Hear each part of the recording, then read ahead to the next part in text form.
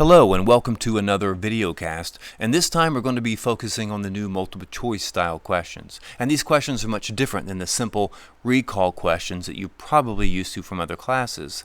First of all, you'll notice that you have to interpret a stimulus, and that means that you're given something to analyze, and based on your analysis you have to follow a line of historical reasoning and answer anywhere from 2 to 5 multiple choice style questions. And the stimulus can take many forms, such as a passage of text, it can be a map, or it can be a graph. But whatever the type, you have to perform a historical thinking skill and also remember relevant historical facts in order to reason your way to the correct answer.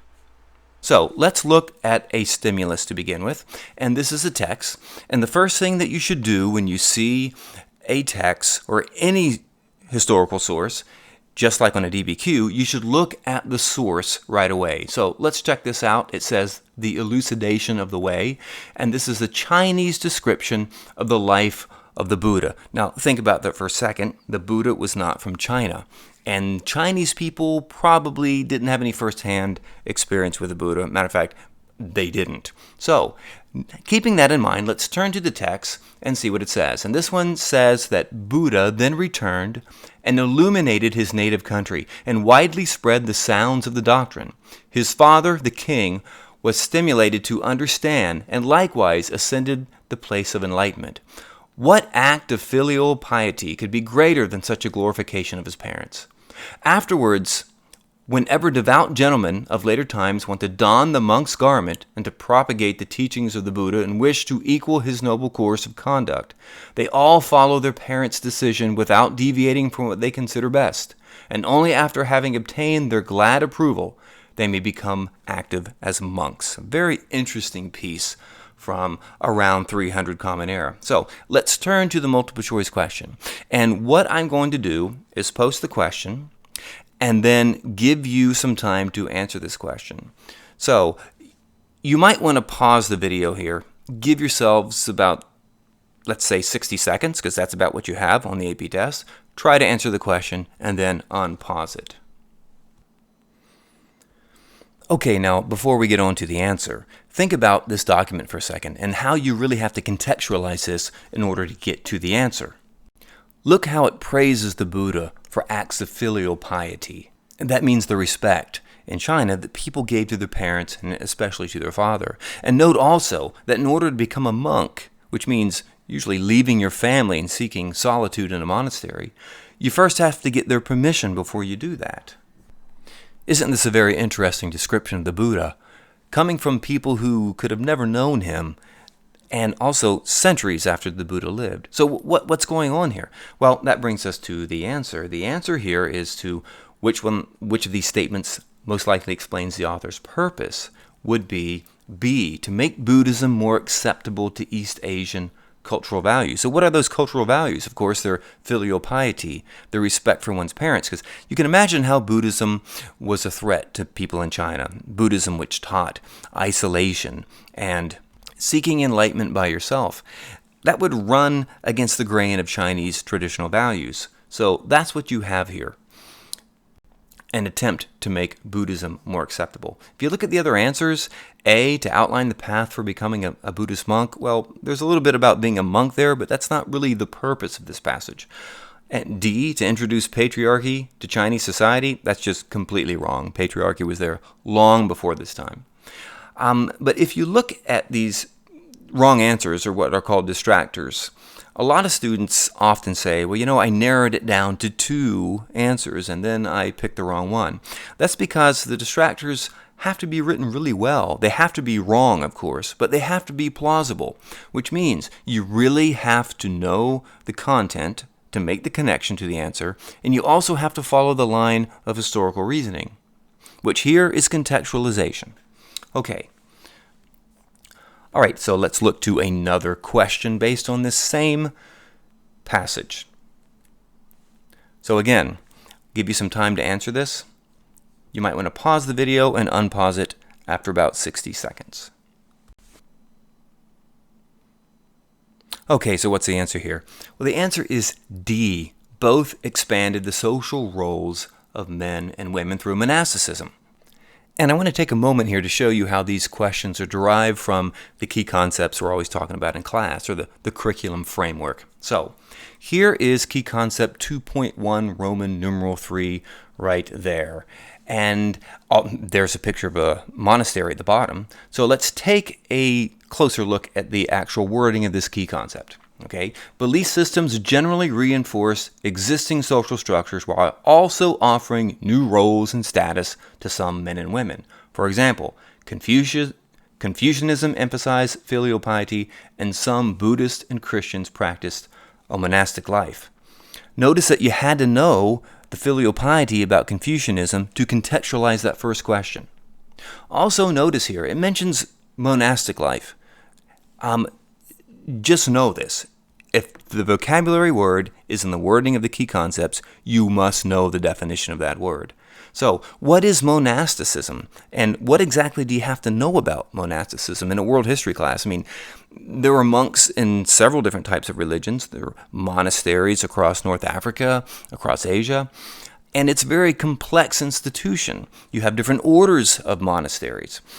Here is where the key concepts are our best friends, because they limit the amount of information you have to learn and really focus your attention. So what in the world, in this AP World History class, do you have to know about monasticism? You have to know that monasticism, both Buddhist and Christian monasticism, offered new roles and status to some men and women. It's that simple. So the answer is D. Both expanded the social roles of men and women through monasticism. Okay, so when you read a textbook, when you get to a title of a chapter or a title of a section, you usually skip it. Don't do that with key concepts. Those titles, those Roman numerals and those big concepts, that's content itself. And it really helps you refine exactly what you need to know for the AP test and for any good test that's aligned to the curriculum framework or the key concepts. Okay, so let's go on to another question, okay? The third one. Again, give yourself about 60 seconds. Pause the video and then unpause it when you have the answer. Now, when you're looking at these questions, keep in mind the historical thinking skill that's being assessed. That last question was a comparison question. The first one you saw was a contextualization question. Okay, this one is a causation, and it's long-term cause and effect of the diffusion of Buddhism in China. So the answer here, by the way, is C. There was recurring tension between scholar bureaucrats and Buddhism. And you really need to know the content of Buddhism and Confucianism, which is the belief system of scholar bureaucrats, to understand why there would be that tension. So it can't be any of the other ones. So remember that Confucianism was born during the period of the Warring States, and it is Confucius' explanation about what goes wrong in a civilization and causes it to fall apart, and that is the disintegration of properly constituted social hierarchies. Buddhism teaches that those hierarchies aren't necessary. Remember, it challenged the system of caste in India. So there would be this constant conflict between the scholar bureaucrats who were deep into Confucian thought and Buddhism. The spread of Buddhism would give them a great deal of concern. Okay, so it's time to go to another stimulus and look at another set of questions. So I'm not going to read this one. Look at it. It is a secondary source, and here is the question, and give yourself about 60 seconds. So go ahead and pause it. Okay, now notice the historical thinking skills that you have to do to answer this question. First of all, you have to interpret the archaeological evidence that these two historians bring to light. Also, you have to compare the fall or the weakening of the Roman Empire and Han China. And the evidence here shows that in Pompeii, the aristocracy is rising in ascendancy and gaining more wealth, and you have a change from earlier archaeological evidence that show a more equitable standard of living.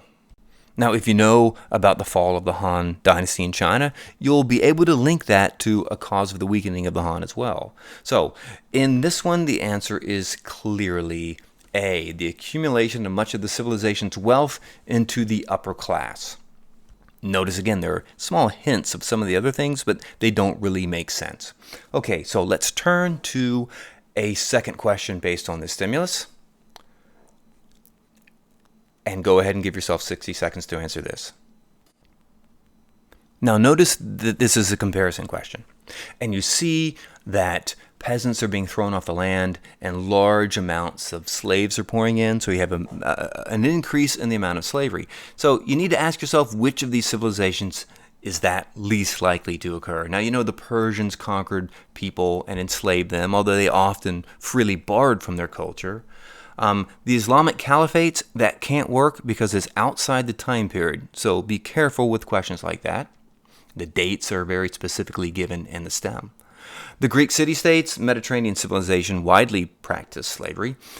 So this leaves us with the correct answer as the Gupta. Now remember, the Gupta practiced Hinduism, and in Hinduism you're least likely to see a rise in slavery, and that is because the principle of Dharma teaches that people should kind of accept where they are in life, and you really don't need an increase of slavery in India. It rarely practiced slavery because people perform the duties of their caste, and so agriculture and menial jobs in society were done by the lower caste, and they did not try to rebel against that.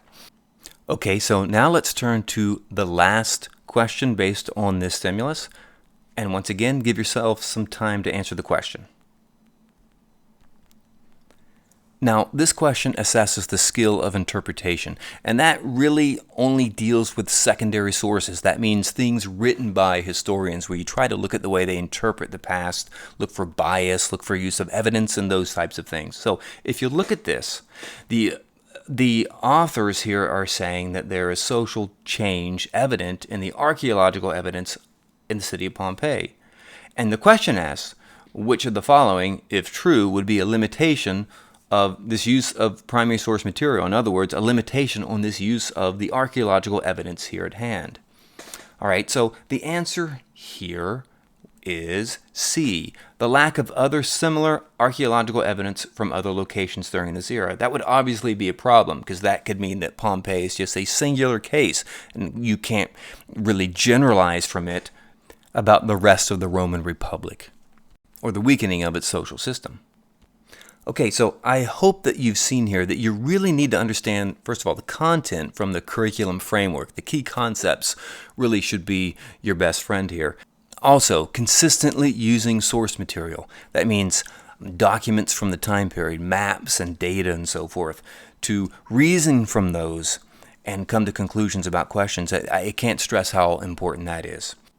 So yes, your textbook is important, but not nearly as important as constantly looking at primary sources and also looking at the arguments of historians to see how they craft their argument and the diverse interpretations you have when you read history and you do history. So I hope that this has been helpful for you, and I will see you next time for the next video.